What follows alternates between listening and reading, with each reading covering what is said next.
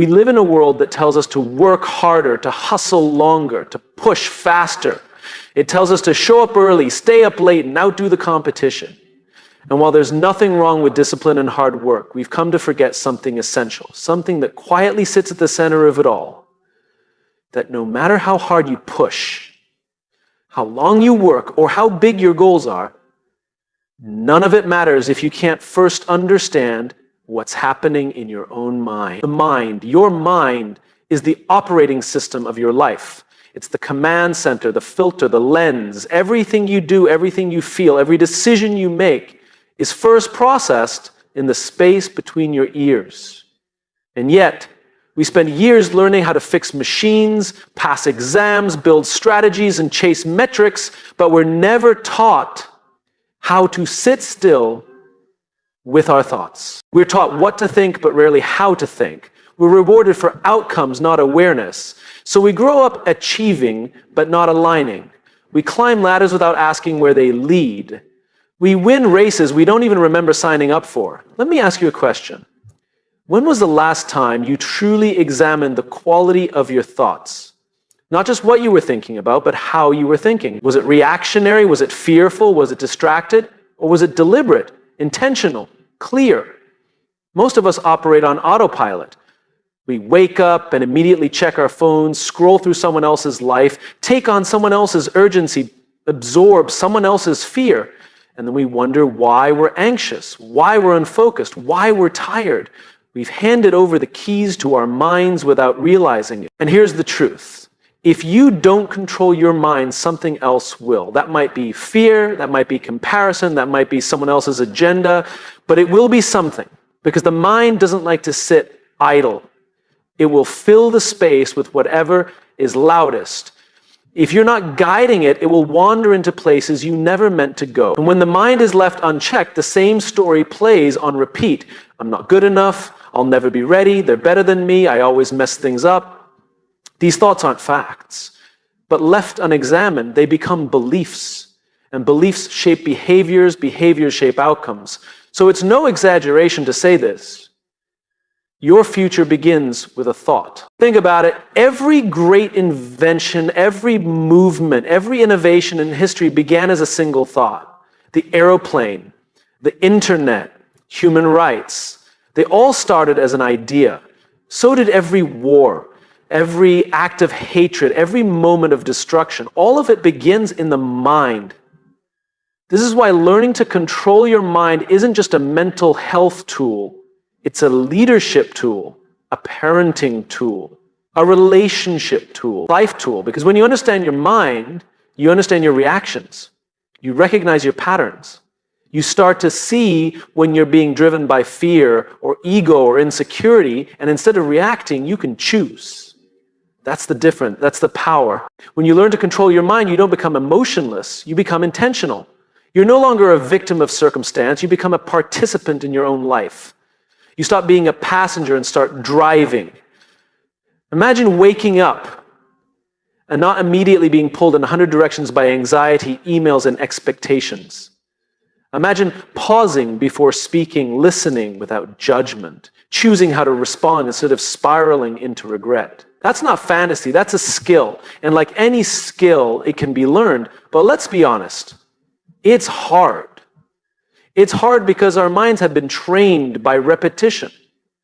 Decades of rushing, reacting, comparing. You don't undo that in a weekend. You don't fix it with one podcast or a single book. But you can start. You can begin today, right now, in fact, by becoming aware of one simple truth. You are not your thoughts. You are the observer of your thoughts. That tiny shift in perspective is where it all begins. When you realize that your thoughts are not facts, you create space. And space gives you options. You can question the fear, you can replace the comparison, you can reframe the doubt. And when you do that, you stop living on default. You start living on design. You get to decide what matters. You get to choose your values. You get to decide how you show up for your team, your family, your mission. And you do all of that not by controlling the world, but by learning to lead the one thing you can control, your own mind. Because when the mind is clear, the path is clear. And here's the beautiful irony. Once you learn to control your mind, you realize that control isn't about force. It's about awareness. It's not about domination. It's about direction. You stop trying to crush your thoughts and instead begin to guide them. You lead them like a good leader leads a team, not with fear, but with purpose. So the next time you're overwhelmed, the next time your inner critic is screaming, the next time the world feels loud, don't just power through. Pause, listen, observe. Ask yourself, who's in control right now? Me or the noise? Because every time you choose awareness over autopilot, clarity over chaos, and purpose over panic, you're learning to control your mind. And in doing so, you're not just changing your thoughts, you're changing your life. Most people think of the mind as something they have to fight. They talk about it like it's broken. I can't stop overthinking. My mind is always against me. Why do I keep sabotaging myself? And it's no surprise we live in a culture that constantly tells us to conquer, fix, or silence the mind. But what if the mind isn't the enemy at all? What if it's just misunderstood? Think about a wild horse. It's strong, it's fast, it's powerful. It has energy and instinct and the ability to carry you over great distances. But left untamed, it's also unpredictable. It can run wild, buck you off, or charge into danger without thinking. The wild horse doesn't hate you. It's not evil. It's not trying to destroy you. It's simply doing what it knows, running, reacting, surviving. Your mind is that horse. It's brilliant. It's reactive. It's deeply trained in habit. And if you try to beat it into submission, it won't cooperate. In fact, it will rebel. Because the mind doesn't respond to force. It responds to understanding. We often assume that control means suppression, that to be mentally strong, we have to eliminate negative thoughts, ignore fear, and silence doubt. But that's not how strength works. Real strength is not about removing emotion or instinct. It's about channeling it. It's about knowing when to hold back and when to move forward. It's not about denying the wildness of your thoughts, but learning how to ride alongside them, guide them, and eventually direct them towards something meaningful. Here's what's important to understand. Your mind is wired for survival, not success. It's built to keep you safe, not fulfilled. So when your thoughts seem negative or fearful, they're not trying to destroy you. They're trying to protect you. They're saying, watch out, be careful, don't take that risk. That voice in your head is the same voice that once told your ancestors to run from predators or stay close to the fire. It's just doing its job, keeping you alive. But today, the threats aren't wild animals or freezing nights. They're rejection, failure, vulnerability. And your mind doesn't always know the difference. So when you think about starting a business or speaking on stage or telling someone how you really feel, your mind says, danger. It pulls the reins. It throws resistance in your path. And you start to doubt yourself, not because you're weak, but because your mind is doing what it was designed to do. Now, if you don't recognize that, you'll think something is wrong with you. You'll think you're not capable. You'll start to believe the fear instead of questioning it. And slowly, without realizing it, your wild horse starts running the show, dragging you from one anxious thought to the next, one reaction to the next, one self-sabotaging behavior to the next. But the moment you recognize what's happening, everything begins to change. Because once you see your mind, not as a villain, but as a powerful creature that needs direction, you stop fighting it and you start leading it. Leadership isn't about control through dominance, it's about connection. You can't lead someone or something you don't understand. The same is true for your mind. You have to listen to it, study it, learn how it responds to certain situations, certain environments, certain triggers. You have to notice what calms it, what energizes it, what causes it to spiral. That's not weakness. That's wisdom. Because with awareness comes influence. And with influence comes the ability to choose. When you lead a wild horse, you don't break its spirit. You harness its power. You earn its trust. You work with it, not against it. And once that trust is there, the same horse that once resisted you becomes your ally, your partner, your engine. That's what learning to control your mind really means. It means developing a relationship with your thoughts. Not silencing them, but understanding them. Not fearing them, but guiding them. Not reacting to them, but responding with intention. Let's be clear, this is not easy work. This is not a motivational quote or a morning routine. This is a lifelong practice. There will be days when your mind feels loud and unmanageable. Days when fear shows up disguised as logic. Days when your thoughts race ahead of you and you forget everything you've learned. That's okay. Because control isn't about being perfect. It's about coming back. Again and again and again. Every time you bring yourself back to awareness, every time you notice the pattern instead of becoming it, you are strengthening the connection between you and your mind. You are building trust. And over time, that trust becomes resilience. It becomes clarity. It becomes freedom. Because when you know how to guide your mind, you are no longer at the mercy of circumstance. You don't need the world to be quiet in order to find peace. You don't need everything to go right in order to feel steady. You carry your own center with you, not because your mind is silent, but because you've learned how to ride the wildness and still move forward. Imagine what's possible when your energy is no longer wasted on internal conflict. When you stop wrestling with your own thoughts and start directing them toward what matters, that's when creativity flows. That's when leadership sharpens. That's when relationships deepen. Because you're no longer reacting from fear, you're responding from purpose. The mind will never be completely still. It's not supposed to be. Just like the wild horse was never meant to live in a cage, your mind was never meant to be shut down. It was meant to be understood, respected, and guided. That's what control really is. Not a battle, but a partnership. And once you master that partnership, once you truly learn how to lead your mind, everything else becomes possible. The fear doesn't disappear, but it no longer decides. The doubt doesn't vanish, but it no longer leads. And the wild horse, it doesn't run wild anymore. It runs with you. Powerfully, purposefully, freely. And that is when the real journey begins. There's a word we've been conditioned to fear: discipline. It sounds harsh, cold, rigid, like something you're forced to do, not something you choose. For many, discipline brings back memories of punishment, of rules enforced, timeouts given, voices raised. So we grow up with this idea that discipline is the opposite of freedom, that freedom is doing whatever you want, whenever you want, that freedom means no structure, no rules, no boundaries. But what if the opposite is true? What if discipline is not the thing that restricts your freedom, but the very thing that creates it? When you look at the people you admire, the ones who lead with clarity, perform with excellence, and live with integrity, what you're really seeing is not luck, talent, or magic. You're seeing the quiet power of discipline, the daily choices no one sees, the inner battles they win before they even step out into the world.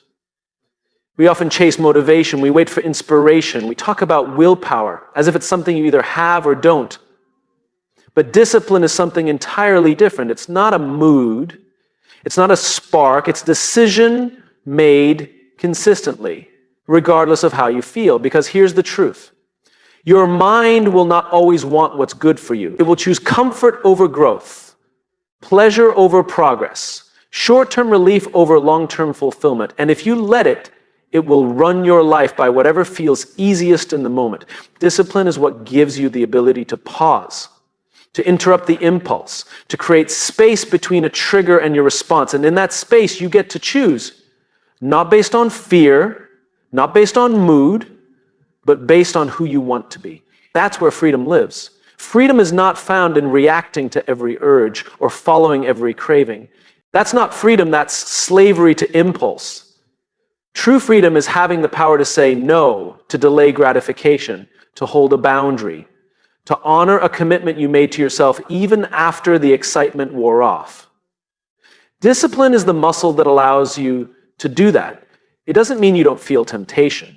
It means you have trained yourself to choose purpose over panic, direction over distraction, intention over instinct. And it starts small. You wake up and decide to make your bed, not because it matters to anyone else, but because it's a promise kept. You sit down to write when you don't feel creative. You go for the walk when the couch seems more inviting. You put down the phone even though the scroll is pulling you in. Those are not just actions, they are declarations, statements that say, I am in charge of me. But let's be honest, discipline doesn't feel good at first. It feels uncomfortable, boring, frustrating, because it asks you to act in alignment with your future self, not your current mood. And that means doing things your present self may not want to do for the benefit of a version of you that doesn't even exist yet. But that's what leadership is. It's the ability to hold a vision that others can't see, to protect a dream that hasn't come true yet. When you learn to control your mind through discipline, you become the leader of your own life. You start showing up not just when it's easy, but when it's hard, especially when it's hard. And the reward, it's not just the result, it's who you become in the process.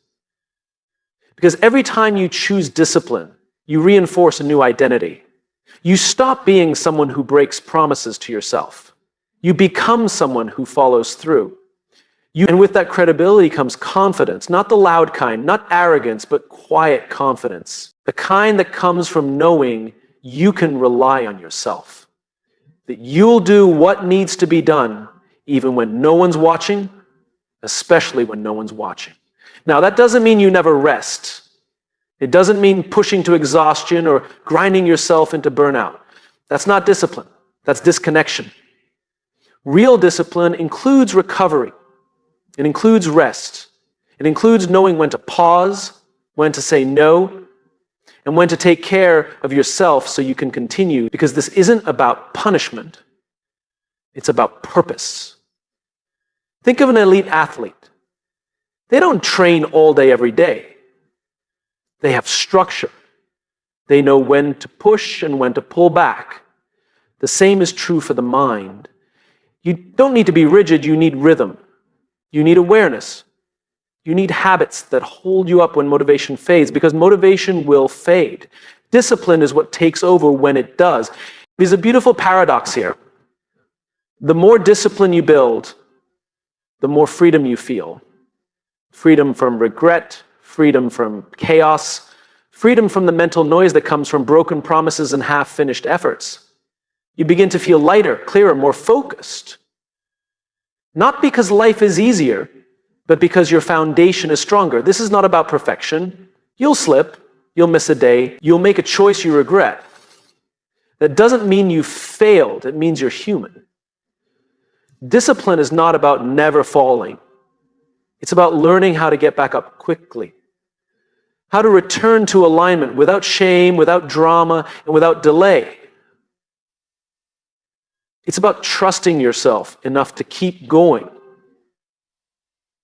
Imagine the impact if more people lived this way, if more leaders practiced self-discipline instead of reactive control, if more parents led with structure and softness, if more students, artists, entrepreneurs honored the boring work that leads to greatness, the world would be more grounded, more peaceful, more productive, not from force, but from freedom.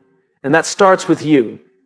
Because every time you make a choice that aligns with your values, every time you act in service of your future, you are shaping not just your own life, but the lives of those around you. You become an example, a lighthouse, not because you never struggle, but because you've learned how to stay steady in the storm. Discipline is not the enemy of freedom, it is the path to it. And when you understand that, you stop waiting to feel ready. You stop negotiating with your excuses. You stop asking for perfect conditions. You show up, you do the work, you keep your promises. And in doing so, you unlock the freedom to become the person you were meant to be. Emotions are powerful. There's no denying that. They are what make us human. They connect us, move us, inspire us. They make music resonate. They make relationships meaningful. They give depth to joy and shape to sorrow. Emotions are not the problem. But the problem begins when we forget what emotions are meant to be. They are signals, not steering wheels. Too many people are letting their entire lives be driven by momentary feelings. They allow fear to tell them where not to go. They let anger slam the gas pedal. They let doubt yank the wheel. And before they know it, they've arrived somewhere they never intended to be, confused, exhausted, off track, wondering how they got there. Here's the truth. Most of us were never taught. See, emotions are not facts. They are not commands. They are data, not directions. Think of a dashboard in a car. When a warning light flashes, it's not there to scare you, it's there to inform you. Hey, check the engine. Hey, low fuel. The light isn't saying panic now, it's saying pay attention. Your job isn't to throw the car into reverse just because a light turned on. Your job is to understand what it means, assess the situation, and respond with clarity. Emotions work the same way. Fear says something might go wrong. It doesn't say run. Anger says that wasn't fair. It doesn't say explode. Sadness says something mattered and now it's lost. It doesn't say give up. The emotion gives you a signal. It tells you something is happening within you, but it doesn't get to make the decision for you. But we live in a culture of reactivity, a culture that teaches us to chase what feels good and run from what feels bad, a culture that says if it's uncomfortable, it must be wrong. And so instead of building emotional resilience, we learn emotional avoidance. We scroll, numb, avoid, distract, or worse, we obey every feeling as if it's gospel. The problem isn't that we feel. The problem is that we've never learned how to feel wisely. No one teaches us how to sit with discomfort without panicking. No one tells us that emotions rise and fall like tides, that they're not permanent states, but passing waves. We're never taught that you can feel anxious and still take action, that you can feel angry and still speak with respect, that you can feel fear and still move forward.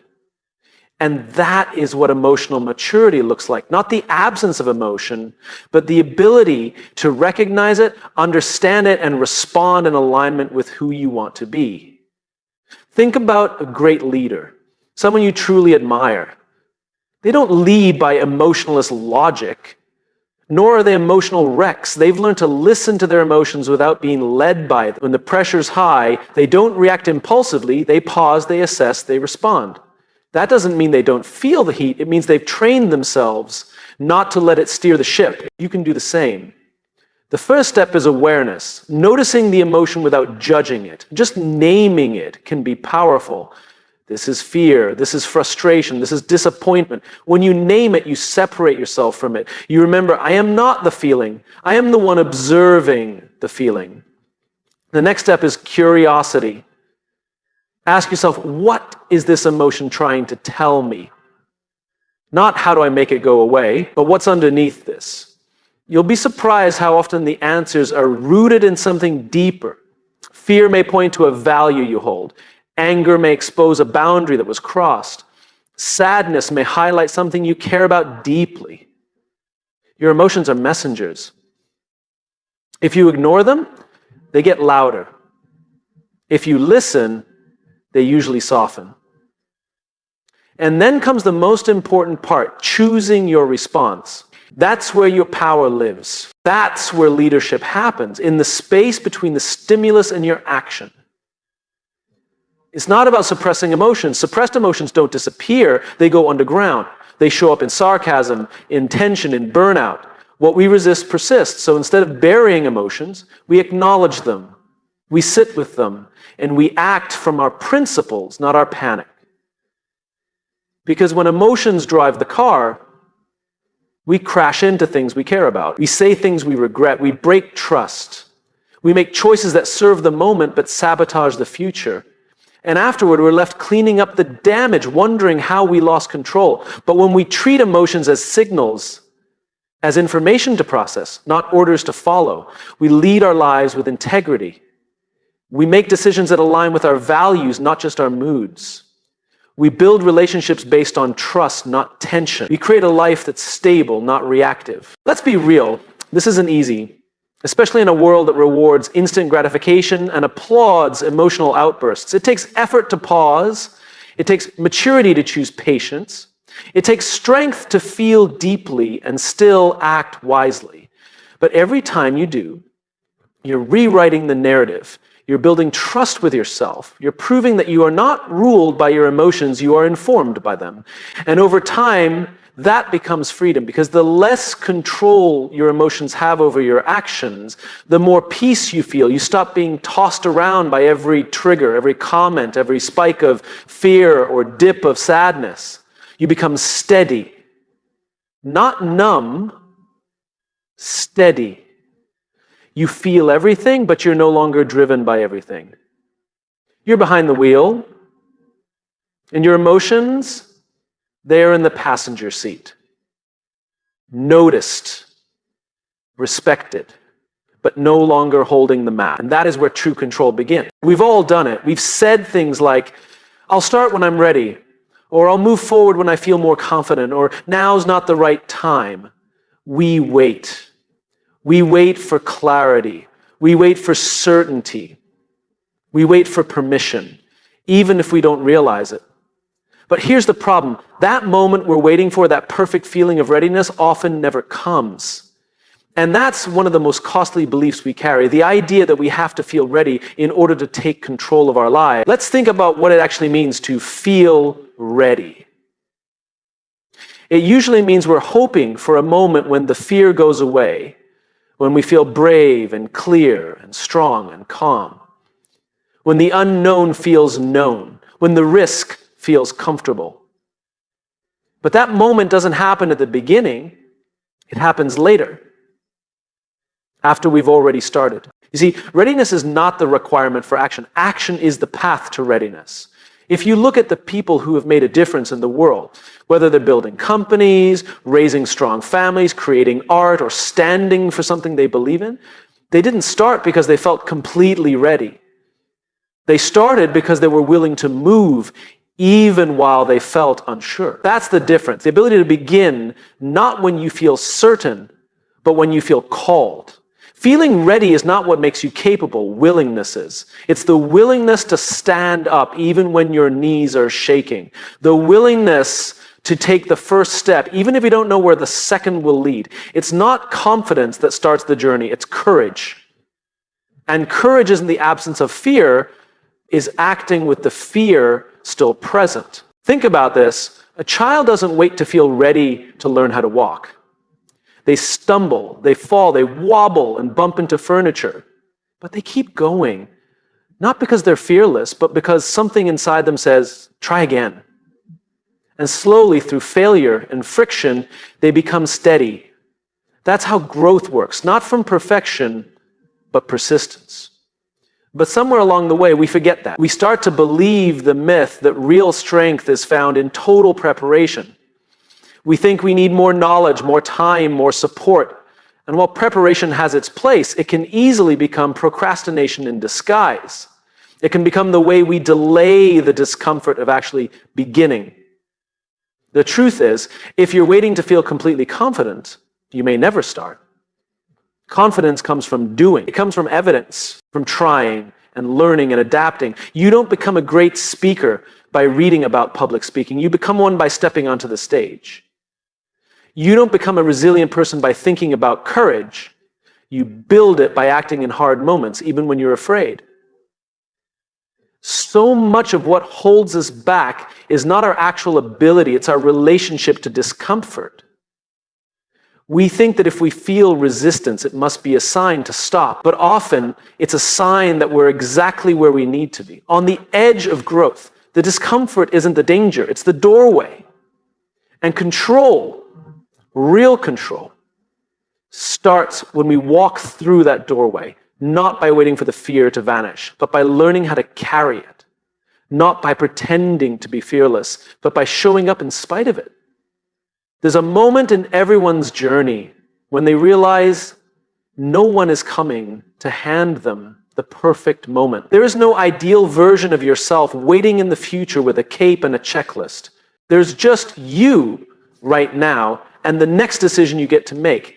That's where power lives, in choosing action over avoidance, in choosing movement over mental rehearsal, in choosing to show up messy, uncertain, but present.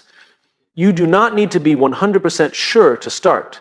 You just need to be 10% brave. Brave enough to try. Brave enough to fail. Brave enough to stay with the process even when the outcome is unclear. And yes, failure is part of it. You will fail. It's not a threat, it's a promise. But failure is not the opposite of progress. It's a prerequisite for it. Every mistake gives you data. Every stumble gives you insight. The people who seemed the most in control are not the ones who avoided failure, the ones who kept showing up after it. And when you do that enough, something changes. Not just in the outcome, in you. You start to trust yourself.